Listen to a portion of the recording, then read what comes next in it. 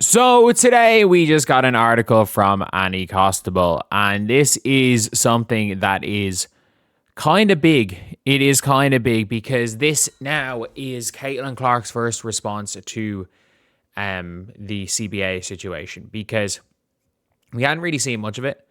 We haven't heard much from Caitlin Clark, for being real.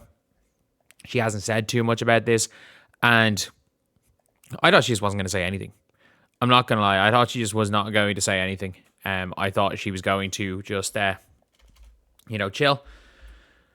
I thought she was going to not talk about it and pull a Kelsey Plum and just say, you know what, I'm just done talking. However, no, she has in fact spoken about it now. And I think first of all, it says here they submitted a counter proposal on Friday evening. The counter proposal is not going to be accepted. The counter proposal is not going to be accepted. We would not, if there was any chance of the counter proposal being accepted, not that it would already be done already, or they wouldn't be talking like this. They wouldn't be talking the way they are. So I'm not going to show the full article. You guys can go click on Annie Constable's article if you guys want to see it, but there is just a couple of snippets from the article that I think are important. There is a lot more in the article than this. I'm just going to talk about what Caitlin Clark has said and what Breanna Steward has said. So, what Caitlin Clark has said: I don't understand why we don't just get in a room and iron it out and shake hands. Fever Guard said, that's how business works. You look each other in the eye, you shake hands, you respect both sides. For me, that's what I would love to see. And Stewie agrees. Stewie also said, I think it'd be great for us all to sit in a room until we really get done. If that means sitting there for hours and hours at a time, let's do it. That's for the better of the player. While a situation like that has never happened before, it is the first time for everything. From what we heard from Howard Megdal, apparently it is the PA that won't do that. They think that if the league suggested it, or if the PA suggested it to the league would sit down. And again, I don't know if it ends up being a situation where maybe that was misreported, and actually, the PA would do it and the league won't.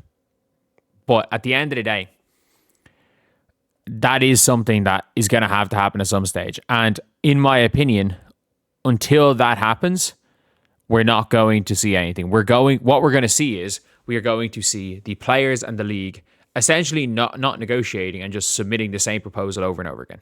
Because that is what they're doing right now. They are submitting the same proposal over and over and over again. No matter what way you want to put it, that is what's happening right now.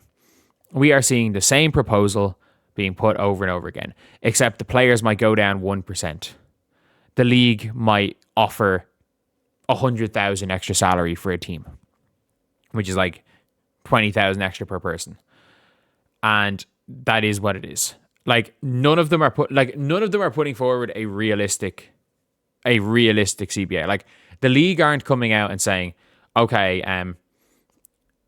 70% net, but we'll match your salary cap demands. We'll match your 9 million salary cap demands. Because that gets into a situation where the players are like, shit. So the average salary is 700. The mean salary is 750K. Obviously, it means the median salary is probably closer to 400 or 500K. But it's oh shit, we can't turn this down. Or the players submitting something where it's okay, 20% gross revenue and 7 million salary cap. From either side, they're the type of proposals that might be, that for the sake of shutting the league down, it might be worth taking. It might be too, considering the stakes that are there, it might be too hard to turn it down. And if you're either side turning down one of those stakes, you're wondering, do they even want the league? And I'm strongly worrying that about the players. I don't think the PA wants there to be a league. But again, Caitlin and Stewie are correct. Caitlin Clark don't understand why we don't just get in a room and shake hands. That's how business works. Yeah, absolutely. One thing's for sure, if they strike without doing this, they will not be able to truthfully say they tried everything. No, of course not. Of course not. If they strike, or at least without trying. If it turns out the league refused to, then it's on the league. And that's the thing when it comes down to this. Both sides have been stalling at different times, but neither side is in the right. And this is this weird thing where it's like, just because the ball is in the players' court right now and what the players are doing is wrong, doesn't mean the league have been good in this at all. Like, the last CBA, a big reason why it happened, why it went through in the end, is that Cathy helped the players. But the players have basically given a fuck you to Cathy, with the Stewie going mad at Cathy, leaking private conversations, followed by the PA getting... And people are like, why does Adam Silver not get involved? The PA got fans to write angry letters to Adam Silver. Personal letters directed towards, let's be real, directed personal letters towards him. To get directed him personally at him. Obviously, it is an assistant that is just hitting it. No, just opening. But like, why? How do they expect Cathy to help as a commissioner when the players have got fans to write angry letters to her, and one of the VPs went nuclear on her publicly? Like, they've burned their bridges with their commissioner. And by the way, the commissioner works for the owners, not the players. A commissioner being pro player is helpful for the players, but the commissioner works for the owners. At the end of the day, Caitlin's on the money. Like, that. At the end of the day, like, why don't we just get in a room and iron it out? Because I don't know which side. At the end of the day, I don't know which side is stalling on this one. By the sounds of things, it's the players. By the sounds of things, it is the players. The in-person meeting, at the end of the day, I think if we hear there is another in-person meeting between the players and the league, and they don't open it up to every single player. Now, that's going to get nowhere.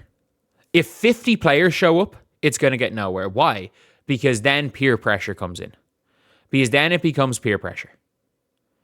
Because all it takes is one person to say, we're not backing down, and your peer pressure is answering the same thing. And you'll read it in Annie's article, go read the article. But Caitlin Clark was like, they had a 30-minute bus journey where the players were talking about the CBA, discussions got tense. So obviously there are players even on Team USA that want to play. And there are players that want to start a season. And then there are players that want to hold out. It's very clear. And Paige Bueckers said the most nothing statement, which is hilarious. Paige Bueckers basically said, I'm just going to stand with the majority.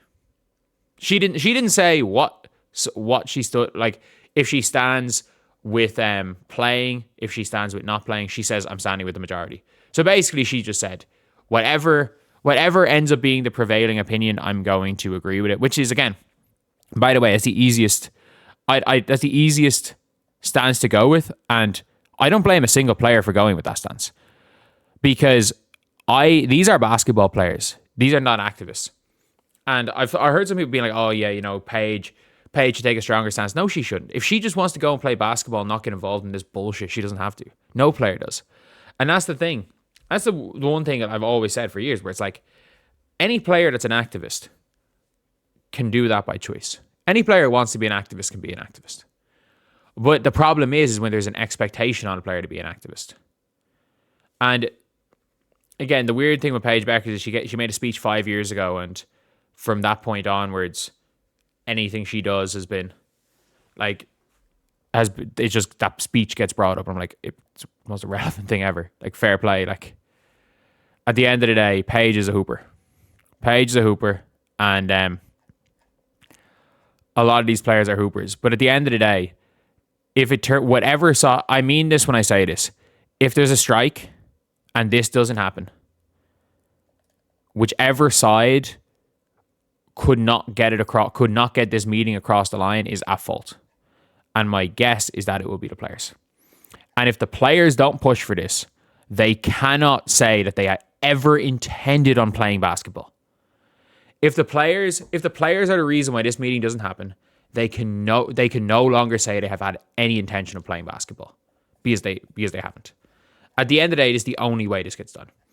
And realistically, it should be I I keep saying realistically, sorry. The March 10th deadline is a soft deadline. We're going to go past March 10th because March 10th is what, a Tuesday? The USA team are gone. My hope is that as soon as on Monday, the league comes out or there's some form of a meeting there, because the league are not going to be able to get a proposal back in time by the 10th. And I've said this where it's like the players will try to make sure the league can't get one in time. So they say, oh, look, the league never sent it back as soon as the deadline hits. And then you've realistically now got a situation where the league now, or the players can now say the league are stalling, even though it's taken a week for the players to get back. At the end of the day, the players can, I think a meeting sorts this. Because I think there is a number, as I've given, there is a number where I think what's going to end up happening is that I think either the players are going to concede on the salary cap and get closer to the net revenue they want, or the players are going to concede on the net revenue, or get closer to the gross revenue they want, or maybe get some sort of gross revenue system, but that will involve them conceding on the salary cap and potentially conceding on housing or charters, one or the other. And it could be one of those things where charters get taken off the table, but the players get their gross split. At the same time, the players or the league, or sorry, they either get that or they concede. Yeah, they either concede on one or the other. There's going to be, from either side, they're going to have to concede on something. My guess is that the players are a lot less likely to get the rev split they want, so they might end up getting a salary cap closer to what they want. And look, if the players, even without a rev split, get offered something that comes out with the median salary at $450K and they burn down the league, there's no way. There is no way it comes out. That being said, the players refuse to show the league their proposals. So what I'm guessing happens is if the league really wants something, they'll leak their proposal. They'll leak their proposal to ESPN.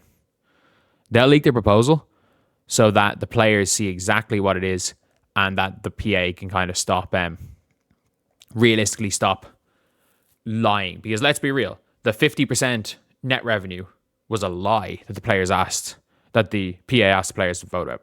By all accounts, from insiders, it was a lie. So anyway, yeah, that's the video. See you guys.